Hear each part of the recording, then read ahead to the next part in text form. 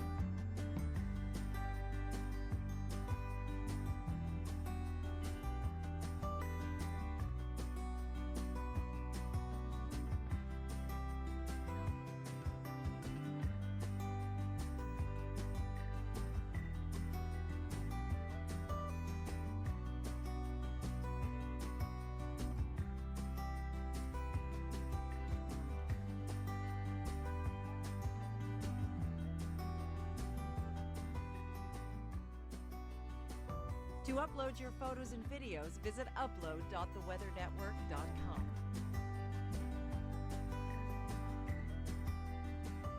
This local forecast has been brought to you by Bathway, the tub cutting people. Visit bathway.ca.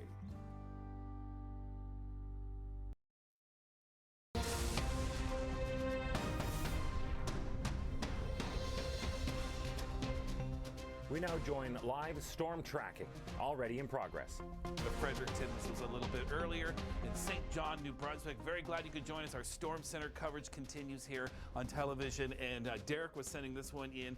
This was earlier through the overnight hours. The snow had begun in St. John, New Brunswick. It has been snowing with ice pellets. I want to give a little shout out here. This is Liz Gilbert. The Lodge sisters are sending love and good luck to our Canadian Olympic athletes. So love to see that as well. And speaking of Olympic Games, Nathan Coleman, there's got to be something about the ice that you are dealing with. I think the props you're showing here sometimes just they really sum up everything there. Good figure skaters are born on days like this. You can practice right in your driveway.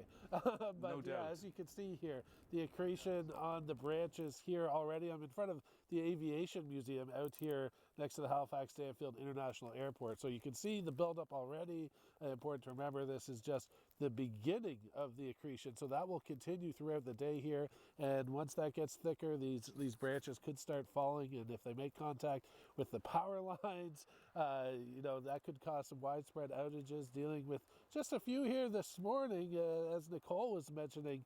I was speaking with Nova Scotia Power yesterday, and we go into StormCentre. They actually have a physical StormCentre, and they're in there this morning. They went in at 7 a.m. And that's the 5th time in 4 weeks. So it's getting good use at the StormCentre there, and they'll be monitoring this throughout the day. I mean, even if Halifax doesn't get quite as much freezing rain as, say, Cumberland County or Truro, there are still some major transmission lines up that way. So if the winds pick up, knock it out, there could be some very widespread outages with this event.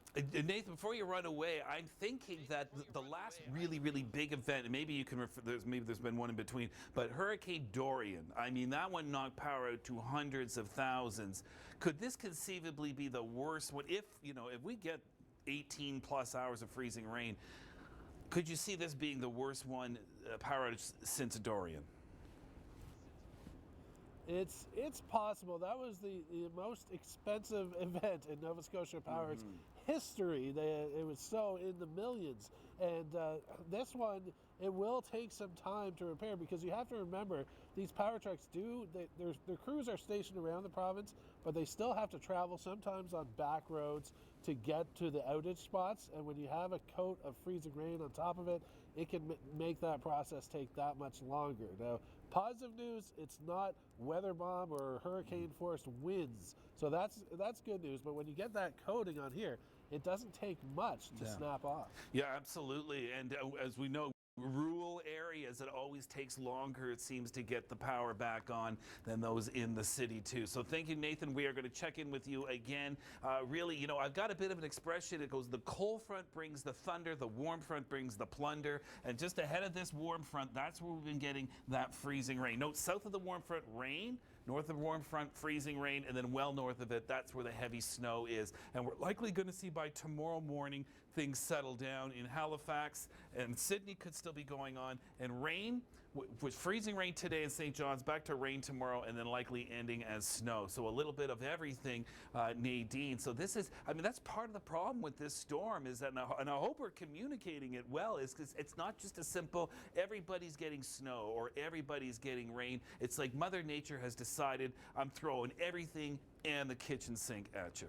Yes, certainly, Chris. And if anyone has to do any traveling across the region, say, for instance, for some sort of important or emergency reason, they will be traveling perhaps in a multitude of weather types. And, I bring it here to the radar imagery just to show this is what we have happening right now. We've been watching this all morning long. We've been talking about how extensive this system is. It's just beginning to wrap itself up across the central U.S. But Chris was mentioning those thunderstorms that we are looking at stateside, and you see definitely that long band, that score line, summer-like thunderstorms occurring there.